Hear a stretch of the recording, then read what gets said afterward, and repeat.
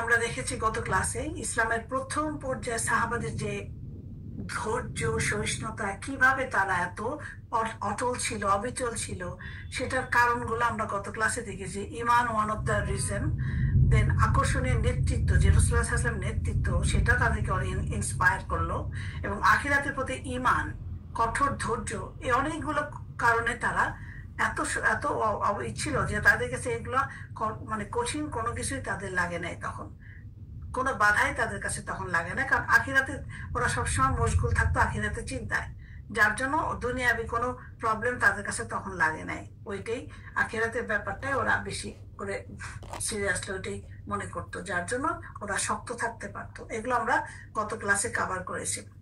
তারপরে দেখেছি আমরা যে তায়েফ সফর, যে রাসূলুল্লাহ সাল্লাল্লাহু আলাইহি ওয়াসাল্লাম তায়েফে গেলেন, কি জন্য গেলেন? যে উনি এখানে শেল্টারের জন্য, মেইনলি নতুন জায়গা, প্লাস নিজেকে এখানে এস্টাবলিশ দেখা যায়, ইসলাম প্রচার, অনেকগুলো কারণে ওখানে গেলেন।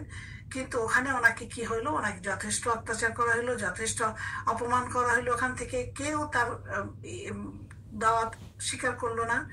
এক পর্যায়ে তাকে এমন অত্যাচার করে তাদেরকে ওনাকে বেরই করে দেওয়া হলো শহর থেকে। এই ছিল ওনার তাইফ যাত্রা, আমরা ডিটেলস জেনেছি।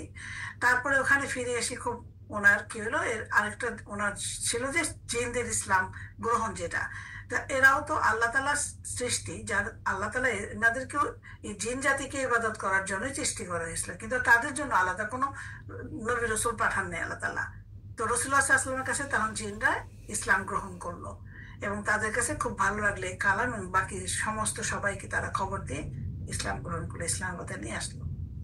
তারপর লাস্ট পয়েন্ট দেখেছিলাম যে মক্কায় প্রত্যাবর্তন, যেটা মক্কায় ফেরাটা ওনার জন্য সহজ কাজ ছিল না, যেখান থেকে ওনার জোর করে ওনাকে বের করে দেওয়া হলো, বের করে অ্যাসাইলাম ছিল না, কারণ আবু তালিব ওনার চাচা মারা যাওয়ার পর থেকে উনি ওনার শেল্টার লেস হয়ে গেছে, ওনার কেউ ছিল না যে কেউ ওনাকে প্রোটেক্ট করবে, কারণ তখনকার সময় কারো না কারো প্রোটেকশন থাকতে হতো, আর ওনার জন্য তো আরো দরকার ছিল, যার জন্য উনি খুব নিরাপত্তাহীনতায় ভুগত।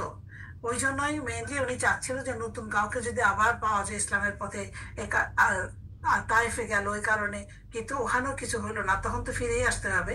এবং ফেরার জন্য যখন যাবে তখন ওনার মনে চিন্তা হলো যে, বিশেষ করে জায়েদের মনে চিন্তা হলো যে আপনি কিভাবে যাবেন, কিভাবে নিবে তারা, আপনাকে তো বের করে দেওয়া হয়েছিল, এইসব কথা মনে করাই দিল। তো রাসূলুল্লাহ সাল্লাল্লাহু আলাইহি ওয়াসাল্লাম বললেন যে আল্লাহ ব্যবস্থা করে দেবে একটা। ওখানে উনি যাওয়ার আগে দিয়ে উনি মানে ওয়েট করলো ইয়েতে, গুহার ওখানে, হীরা গুহার ওখানে ওয়েট করে উনি প্রপোজাল পাঠাইছে 3 জন কাফিরের কাছে। গত ক্লাসে আমি যেন 3 জনের নাম বলি নাই, যেটা হলো 3 জনের কাছে প্রথমে উনি পাঠায়, যে একজন ছিল প্রথমে পাঠাচ্ছে হলো সুহাইল ইবনে আমরের কাছে পাঠাইলো প্রপোজাল যে আমাকে শেল্টার দেওয়ার জন্য, উনি রিফিউজ করে দিলেন। দেন ওনার সেকেন্ড টাইম পাঠাইলো হচ্ছে আরেকজনের কাছে, যে আখনাস ইবনে সুরাইক, আখনাস ইবনে সুরাইকের কাছে, উনিও মানে রিফিউজ করে দিলেন যে না, শেল্টার দিতে পারবেন না, উনি কোন দায়িত্ব নিবেন না। তারপরে ফাইনালি উনি সম্ভ্রান্ত যিনি ব্যক্তি, সম্মানিত ব্যক্তি মুতাইম ইবনে আদির কাছে যখন প্রপোজাল পাঠানো হইলো, উনি বললেন যে ঠিক আছে, নিরাপত্তা দেওয়ার প্রতিশ্রুতি উনি অ্যাকসেপ্ট করলেন যে আমি দিব ওনাকে। এবং খালি দিব বলেন না, উনি এমন ভাবে দিয়েছেন, বাকি যে 3 জন ছিল বাকি সবাই, ওনারা 3জনই কিন্তু কাফের ছিল, তখনও ইমান আনে নাই, তাদের কাছে নিরাপত্তা চাইলেন রাসূলুল্লাহ সাল্লাল্লাহু আলাইহি ওয়াসাল্লাম। যেমন আবু জাহেল উমাইয়ারও তো কাফের ছিল, কিন্তু তারা যেভাবে টর্চার করতো ওনাকে, এরা কিন্তু সেরকম নেচারের ছিল না, যার জন্য উতাইমের মানবিক দিকটা অনেক প্রবল ছিল, যার জন্য উনি তাকে শেল্টার দিতে রাজি হলো। এবং সেখানে এইটুকুনি খালি করলো না, এবং তার সমস্ত ছেলেদেরকে শেল্টার দিয়ে, তরবারির সাথে শেল্টার নিয়ে ওনাকে মার্চ করে নিয়ে আসলেন, ওনাকে বাসায় রেখে, এবং কাবাতে নিয়ে গেলেন, এবং সবাই যে উনি বললেন যে আপনি তাওয়াফ করেন, এবং ছেলেরা সব চতুর্দিকে গার্ড দিয়ে রাখছিল কাবার চতুর্দিকে। মানে এরকম রেসপেক্ট এরকম ভাবে কেউ ওখানে দেখায় না এর আগে ওনাকে, যেটা হয়েছে মুতাইম অনেক যথেষ্ট ওনাকে করছে। এবং রাসূলুল্লাহ সাল্লাল্লাহু আলাইহি ওয়াসাল্লাম যতদিন ছিলেন হিজরতের আগ পর্যন্ত মুতাইমের আন্ডারেই ছিলেন, আর নিরাপত্তাই ছিলেন ওখানে মক্কাতে। তো এই জন্য এক পর্যায়ে বলছে যে বদরের যুদ্ধের পরে যখন অনেক বন্দী, যখন উনি বন্দীদেরকে কি বলে আর কি বিনিময় যেটা করার জন্য বললো না, তখন বলছিল যে যদি মোতায়েম আজকে বেঁচে থাকতো, আর যদি আমাকে বলতো যে ওদেরকে এমনি এমনি ছেড়ে দেন, আমি কোনো বিনিময় ছাড়াই ছেড়ে দিতাম শুধু ওনার সম্মানে। এতটা উনি ওনার প্রতি ছিলেন যে ওই সময় এতটা সাপোর্ট দিছিল আর কি। তো এটা আমরা গত ক্লাসে জানলাম। আর আজকে কি জানবো আমরা? আজকে দেখবো যে হজের মৌসুমে আবার উনি দাওয়াত দিলেন। উনি প্রতি বছর হজের যে সময়টা, ওই সময় বেশি করে দাওয়াত দিতেন। তারপরে বহিরাগতদের ইসলাম গ্রহণ, কিছু লোক বাইরে থেকে এসে প্রথম ইসলাম গ্রহণ করলো, তাদেরকে দেখবো কারা ছিল প্রথম দিকের গ্রুপ। আকাবার বায়াত, যেটা প্রথম বায়াত, দ্বিতীয় বায়াত, তৃতীয় বায়াত, 3টা বায়াত হয়েছে এখানে। এগুলো আমরা দেখবো। মুসাইব ইবনে উমাইরের কথা সবাই জানে, এই নাম, তার সম্বন্ধে জানবো কিছুটা আমরা। সে কি করতে, কি কাজে ওনাকে প্রথমে এনগেজ করলো রাসূলুল্লাহ। আর তারপর দেখবো যে 12 জন নেতা উনি ঠিক করে দিলেন এদের ভেতর থেকে, যারা বায়াত নিতে আসছেন, যারা বড় বায়াতে কুবরায় যতজন আসলো 75 জন, এর থেকে 12 জনকে নেতা মনোনয়ন করে মদিনা পাঠিয়ে দিলেন। তা আমরা এইটুকুন আজকে ইনশাল্লাহ চেষ্টা। পুনরায় দাওয়াত, এটা হলো 10ই নববী বর্ষে, এটা 10ই নববী বর্ষে এটা হইলো। আর এরপর তারপর দেখবো আমরা বহিরাগতের যে এটা 11 নববী বর্ষে। এই দুটা জিনিস এখানে স্লাইডে। তাইফ শহর করলো শেষে, তারপরে মাসখানেক এখানে লেখা, অনেক জায়গায় ওখানে 10 দিন ছিল, 10 দিন ওখানে ছিল, কিন্তু বাইরে অন্য জায়গাও ছিল তো নি। জিনদের মানে ইসলাম গ্রহণ রাস্তায় সব মিলে মানে মাসখানেক এস্টিমেটেড এক্সাক্ট এগুলা। কিন্তু কাল তাইফ সফরে পরে যখন উনি বাসায় ইয়েতে ফিরলেন, মক্কায় ফিরলেন, রাসূলুল্লাহ সাল্লাল্লাহু আলাইহি ওয়াসাল্লাম ফিরে আসলেন, তখন থেকে মুহররম মাস পর্যন্ত প্রায় 3টা হারাম মাসের সুবর্ণ সুযোগ করে পেয়ে যান এবং সেটাকে কাজে লাগান। কি কাজে? উনি তাঁবুতে তাঁবুতে যে উনি তাওহীদের দাওয়াত দিতে থাকেন প্রত্যেককে। তখন তো ওই সময় তো হজের সময় কোনো কিছু বাধা নাই, যার জন্য উনি তাঁবুতে দিয়ে দিয়ে দাওয়াত দেন। কিন্তু আবু লাহাব তো পিছনে আসেই, সে তো সবসময় লেগেই থাকতো। ওই হজের সময় আরো বেশি লেগে থাকতো, যে যখনই যাইতো যেখানে সেখানে সে বাধা দিত, না করে আসতো, এরকম করতো। কিন্তু লোকেরা এবার তার কোনো ডাকে সাড়া দেন নাই, কেউ দেন নাই। এরপর মানে অনেকগুলো গুরুত্বপূর্ণ ভিন দেশে কিছু গুরুত্বপূর্ণ ব্যক্তি উমরার জন্য আসে এবং মক্কায় আসেন, এবং ওনার শেষ নবীর আবির্ভাবের সংবাদ শুনে রাসূলুল্লাহ সাল্লাল্লাহু আলাইহি ওয়াসাল্লাম সাক্ষাৎ করতে আসেন তারা। যারা এই সময় ইসলাম কবুল করে ধন্য হন, তাদের মধ্যে উল্লেখযোগ্য ছিলেন ইয়াজরিবের বিখ্যাত কবি ও উচ্চ সামাজিক মর্যাদার অধিকারী কামিল লকবধারী, তাকে কামিল বলা হইতো সেজন্য, সুয়াইদ বিন সামেদ। সুয়াইদ বিন সামেদ একই গোত্রের, যেমন আউস গোত্রের ইয়াজ বিন মুয়াজ, এবং ইয়াজরিবের বিখ্যাত গেফার গোত্রের আবু জর গেফারি, এবং ইয়ামিনের জেমাদ আজদি প্রমুখ নেতৃত্ব স্থানীয় ব্যক্তিবর্গ। এরা তখন উমরা করতে আসলো, এখানে এসে ওনার খবর শুনে ওনার সাথে দেখা করতে গেলেন। এই সকল ব্যক্তির মধ্যে তাদের স্ব এলাকায় ইসলামের বাণী দ্রুত ছড়িয়ে পড়ে এবং পরবর্তীতে দলে দলে লোক ইসলাম কবুল করেন। তারা ছিলেন মানে ইনফ্লুয়েন্সিয়াল লোক, উপরের লেভেলের মর্যাদা অধিকারী, তাদের কথা তো কেউ ফেলতে পারবে না। সুতরাং তারা যদি ইসলাম গ্রহণ করে, বা এটা সুয়াইদ বিন সামেদ এবং 11 নম্বর বর্ষে উমরার উদ্দেশ্যে মক্কায় আসেন। উনি কিন্তু বেসিক্যালি কবি ছিলেন, বুদ্ধি বিবেচনা যথেষ্ট ছিল না, এবং ইয়াজরিবে থাকতেন। বুদ্ধিমত্তা মানে উনি কাব্য চর্চা অভিজাত এবং বংশমর্যাদার কারণে তার কমরা তাকে কামেল উপাধি দিয়েছিল আর কি, তাকে উপাধিতে আখ্যায়িত করছে কামেল। সে 11 নববী বর্ষে উমরা করতে মক্কায় আসেন এবং ইসলাম কবুল করেন। রাসূলুল্লাহ সাল্লাল্লাহু আলাইহি ওয়াসাল্লাম ইসলামের দাওয়াত প্রদান করলে সে বলল, আমার কাছে যে জিনিস আছে সম্ভবত আপনার নিকট সেই জিনিসই আছে। তো রাসূলুল্লাহ সাল্লাল্লাহু আলাইহি ওয়াসাল্লাম বলে, কি আছে তোমার কাছে? সে বলে যে লোকমানের হিকমত। আমরা জানি লোকমানের যে এইগুলা, সে লোকমানের হিকমত সে জানে। তো রাসূলুল্লাহ সাল্লাল্লাহু আলাইহি ওয়াসাল্লাম বলে, শোনাও তো। সুয়াইদ তখন শোনালো। রাসূলুল্লাহ সাল্লাল্লাহু আলাইহি ওয়াসাল্লাম বলেন, এই বাণী উত্তম, কিন্তু আমার নিকট যা রয়েছে সেটা কিন্তু তার চেয়ে উত্তম। আমার নিকট রয়েছে কোরআন। এই কোরআন আল্লাহ তাআলা আমার উপর অবতীর্ণ করেছেন। এটি হচ্ছে হেদায়েতের নূর। নবী করিম সাল্লাল্লাহু আলাইহি ওয়াসাল্লাম লোকটিকে কোরআনের কিছু অংশ তেলাওয়াত করে শোনালেন। এরপর তিনি ইসলাম গ্রহণ করলেন এবং বললেন, এটা তো চমৎকার কালাম। ইয়াদরিবে ফিরে যাওয়ার অব্যবহিত পরেই বুয়াসের যুদ্ধ শুরু হয় এবং সেই যুদ্ধে তিনি শহীদ হন। দ্বিতীয় জন, এই ব্যক্তি ছিলেন ইয়াদরিবের অধিবাসী, বয়সী যুবক, নবুয়তের 11 বর্ষে বুয়াস যুদ্ধের কিছুকাল পূর্বে। ওদের বুয়াস যুদ্ধটা তখন শুরু হয় না, তার আগে আউসের একটি প্রতিনিধি দল খাজরাজের বিরুদ্ধে কুরাইশের নিকট থেকে সাহায্য পাওয়ার জন্য আসেন।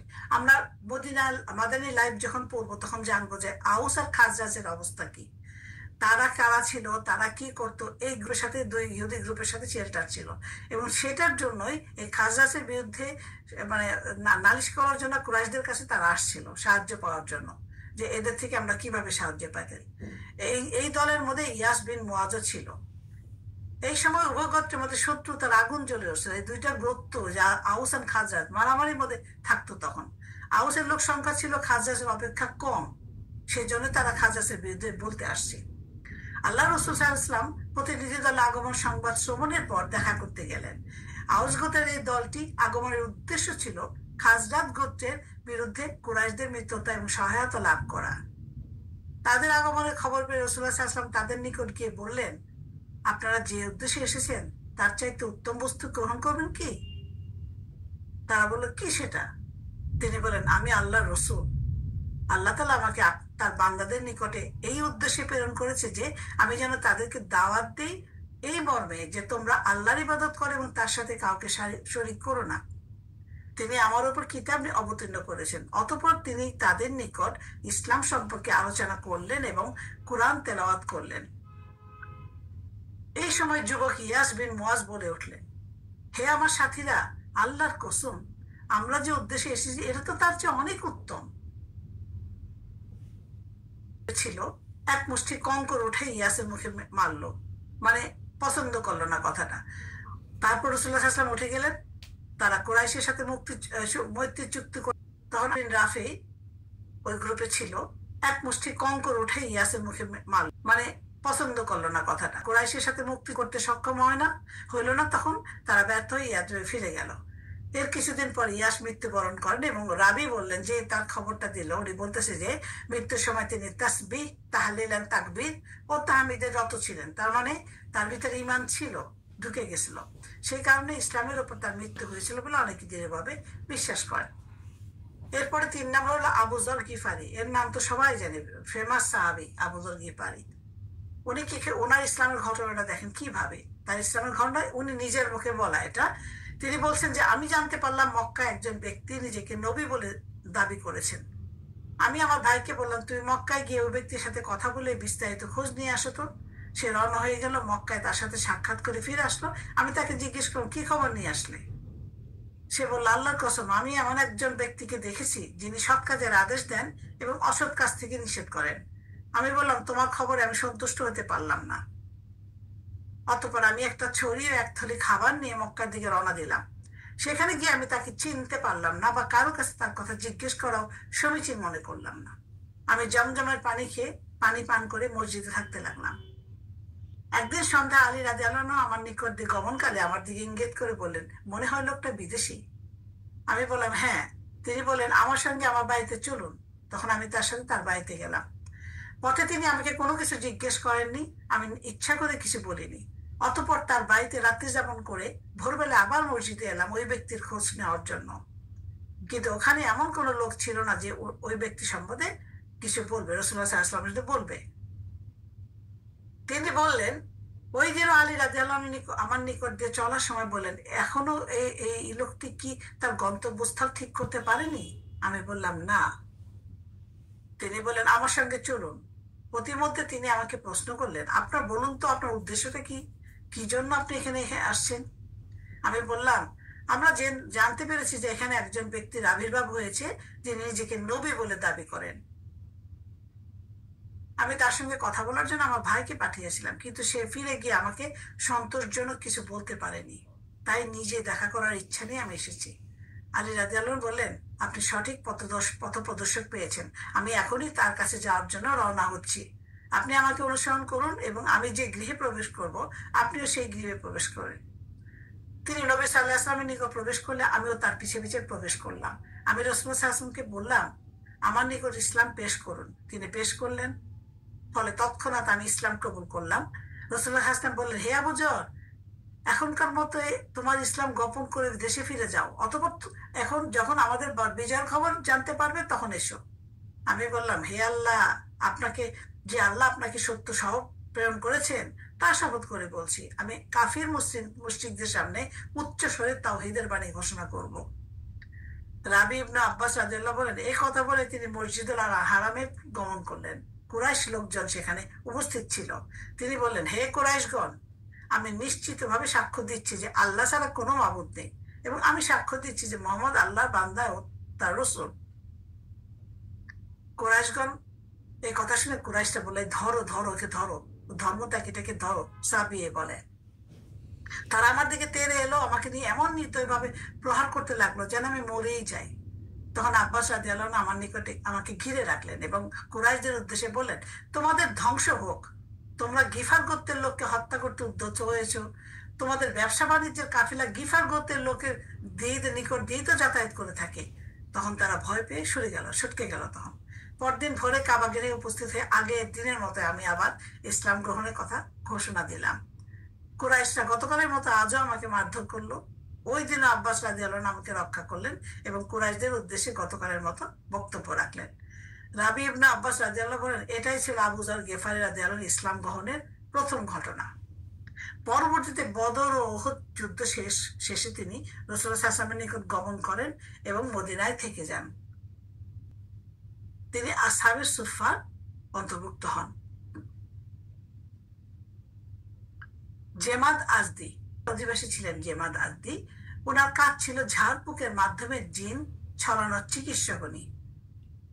মক্কাবাসীদের নিকট সবকিছু শুনে তিনি রাসূলুল্লাহ সাল্লাল্লাহু আলাইহি ওয়াসাল্লামকে গিয়ে জিনে ধরা রোগী মনে করে তার কাছে আসেন এবং বলেন, ইয়া মুহাম্মাদু ইন্নী আরকি মিন হাদিহি রিহ ওয়া ইন্নাল্লাহ। ইয়া মুহাম্মদ, মুহাম্মদকে বলতেছে, হে মুহাম্মদ, ইন্নী আরকি মিন হাদিহি রিহ, আমি এই ঝাড়ফুঁকের মাধ্যমে চিকিৎসা করে থাকি। ওয়া ইন্নাল্লাহা, এবং আল্লাহ, ইয়াশফি, আল্লাহ আরোগ্য দান করেন। আলা ইয়াদি, আমার হাতে, মানসা, যাকে খুশি তাকে। ফাহাল্লাকা, তোমার কি কোনো দরকার আছে, তোমার প্রয়োজন এটা চিকিৎসার? রাসূলুল্লাহ সাল্লাল্লাহু আলাইহি ওয়াসাল্লাম কি বললেন? উনি বললেন, উনি শুনিয়ে দিলেন খুতবাতুল হাজতের সেই অমৃত বাণী সমূহ যা প্রতিটি খুতবা বক্তৃতায় সূচনায় আবৃত্তি করা পরবর্তী সুন্নতে পরিণত হয়। সবাই এটা মুখস্থ করে নিবেন। বক্তব্য এরকম ছিল, ইন্নাল হামদালিল্লাহ নাহমাদুহু ওয়া নাস্তাইনুহু ওয়া নাস্তাগফিরুহু ওয়া নাউযু বিল্লাহি। এটা অর্থটা নিশ্চয়ই সমস্ত প্রশংসা আল্লাহ, আমরা তার প্রশংসা করি, সাহায্য চাই এবং তার কাছে ক্ষমা চাই। ওয়া নাউযু বিল্লাহি মিন শুরুরি আনফুসিনা, এবং আমরা আল্লাহর কাছে প্রার্থনা করি আমাদের অন্তরের অনিষ্ট থেকে। ওয়া মিন সাইয়্যাতি আমালিনা, এবং আমাদের অনিষ্ট কাজের অনিষ্ট থেকে আমরা আল্লাহর কাছে প্রার্থনা করি। মা ইয়াহদিহিল্লাহু ফালা মুদিল্লা লাহ, তিনি যাকে চান তাকে হেদায়েত দান করেন। পথভ্রষ্ট কেউ না, যাকে হেদায়েত দান করেন তাকে পথভ্রষ্টকারী কেউ নেই যাকে দান করেন। ওয়ামা ইউদরিল ফালা হাদিয়া লাহ, এবং যাকে পথভ্রষ্ট করেন তাকে হেদায়েত দান করার কেউ নাই। ওয়া আশহাদু আল্লা ইলাহা ইল্লাল্লাহ, আমি সাক্ষ্য দিচ্ছি আল্লাহ ব্যতীত কোনো উপাস্য নাই। ওয়াহদাহু লা শারীকা লাহ, এবং তিনি এক এবং কোনো শরীক নেই। ওয়া আশহাদু আন্না মুহাম্মাদান আবদুহু ওয়া রাসূলুহু, এবং আমি সাক্ষ্য দিচ্ছি যে মুহাম্মদ তার বান্দা ও রাসূল। এই দেখেন, এই দোয়াটা তখন ওনাকে শোনায় দিছিলেন। এই দোয়াটা খুতবাতুল হাজত, সবাই মুখস্থ করা উচিত আমাদের। সবার আগে এটা বলা, এত সুন্দর অর্থ সীমাত কথাগুলো শুনলো, খুব মনোযোগ দিয়ে শুনে গদগদ চিত্তে শুনলো, শুনে কি বারবার এই কথাগুলো বলতে অনুরোধ করলো। এত ভালো লাগলো তার, সে বারবার বলতে কথা অনুরোধ করলো। রাসূল সাল্লাল্লাহু আলাইহি ওয়াসাল্লাম 3 বার বললেন। তখন জেমাত বলে উঠলেন, আমি জ্যোতিষীদের, জাদুকরদের, কবিদের কথা শুনেছি, কিন্তু আপনার উক্ত কথাগুলোর মতো কারোর কাছে শুনিনি। এগুলি সমুদ্রের গভীরে পৌঁছে গেছে। আপনি হাত বাড়িয়ে দিন, আমি আপনার নিকট ইসলাম দীক্ষা গ্রহণ করব। তারপরে 5 নম্বর যিনি, তুফাইল ইবনে আমর দাউসি।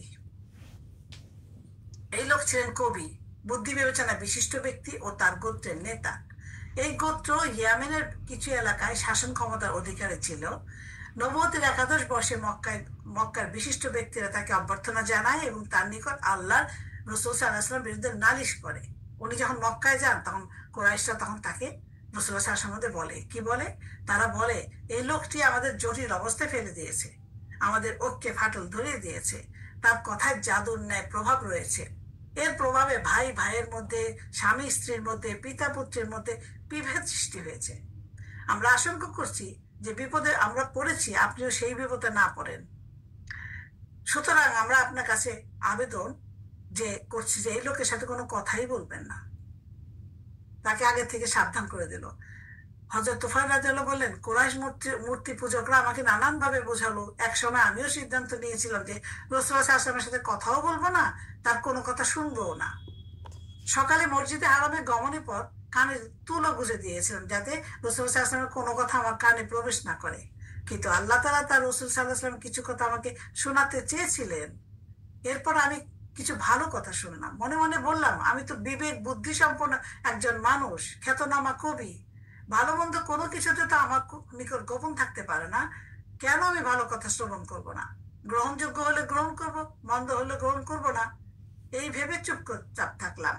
রাসূলুল্লাহ সাল্লাল্লাহু আলাইহি ওয়াসাল্লাম ঘরে ফিরতে শুরু করলে আমি তার পিছু নিলাম। তিনি ঘরে প্রবেশ করলে আমিও প্রবেশ করলাম। এরপর লোকেরা আমাকে তার ব্যাপারে যে সাবধান করেছিল, এই সাবধানতা হিসাবে যে আমি কানে তুলে দিয়েছিলাম, এসব ওনাকে বললাম। এরপর আমি বললাম, সকলকে যে যে কথা বলে থাকেন আমাকেও তা বলুন। রাসূলুল্লাহ সাল্লাল্লাহু আলাইহি ওয়াসাল্লাম আমাকে ইসলামের দাওয়াত দিলেন এবং কোরআন তেলাওয়াত করে শোনালেন। আমি তৎক্ষণাৎ ইসলাম কবুল করলাম এবং আল্লাহর কসম, আমি এর চেয়ে ভালো কথা পূর্বে কখনো শুনিনি। আমি সেখানে ইসলাম কবুল করে সত্যের সাক্ষ্য দিলাম। এবার রাসূলুল্লাহ সাল্লাল্লাহু আলাইহি ওয়াসাল্লামকে বললাম, আমার কাউমের নিকট আমার কথা গ্রহণযোগ্য, তারা আমাকে যথেষ্ট মান্য করে। তাদেরকে দিনের দাওয়াত প্রদান করব। আপনি আল্লাহর নিকট দোয়া করুন যেন তিনি আমাকে কোনো নিদর্শন দেন। দোয়া করলেন। হযরত তুফাইল রাদিয়াল্লাহু যে সকল নিদর্শন দেওয়া হয়েছিল সেটা হলো, তিনি তার কওমের নিকটবর্তী হওয়ার পর তার মুখমণ্ডল চেরাগের আলোর ন্যায় উজ্জ্বল হয়ে গিয়েছিল। তিনি বললেন, হে আল্লাহ, অন্য কোথাও এই আলো স্থানান্তরিত করে দিন, অথবা চেহারা বিকৃত হওয়ার অপবাদ দিয়ে ওরা আমার সমালোচনা করবে। এরপর সেই আলো আমার হাতের লাঠির মধ্যে স্থানান্তরিত হয়ে যায়। হযরত তুফাইল রাদিয়াল্লাহু তার পিতা তার স্ত্রীর নিকট ইসলামের দাওয়াত দেন এবং তারা ইসলাম গ্রহণ করে। তবে তার সম্প্রদায়ের লোকেরা ইসলাম গ্রহণে দেরি করে। কিন্তু হযরত তুফাইল রাদিয়াল্লাহু আনহু ক্রমাগত প্রচেষ্টা চালিয়ে যেতে থাকেন। খন্দকের যুদ্ধের পর তিনি যখন হিজরত করেন, সেই সময় তার সম্প্রদায় 70 বা 80 পরিবার তার সাথে ছিল। হযরত তুফাইল রাদিয়াল্লাহু আনহু ইসলামের প্রচারে গুরুত্বপূর্ণ ভূমিকা পালন করেন। ইয়ামামার যুদ্ধে তিনি শাহাদাত বরণ করেন। এই 5 জন সাহাবী সব মানে ইনফ্লুয়েন্সিয়াল ছিলেন এবং তারা সবার আগে ইসলাম গ্রহণ করে এবং তারা যার যার জায়গায় ফিরে যেয়ে ইসলামটাকে আরো প্রসারিত করে ফেলেন অনেক বেশি। এরপর ওই বছরে, যেটা হলো আয়েশা রাদিয়াল্লাহুর সাথে ওনার বিবাহ হলো, নবুয়তের 11 বর্ষের শাওয়াল মাসে রাসূলুল্লাহ সাল্লাল্লাহু আলাইহি ওয়াসাল্লাম